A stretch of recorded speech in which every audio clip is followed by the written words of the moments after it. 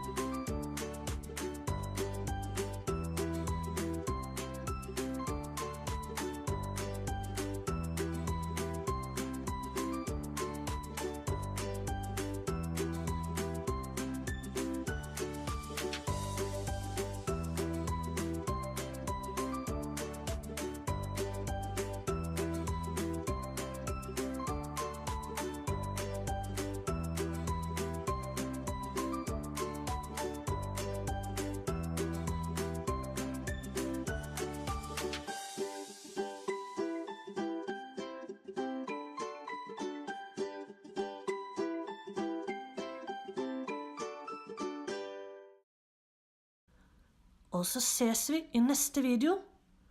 Ha det bra, alle kunstnerknapper!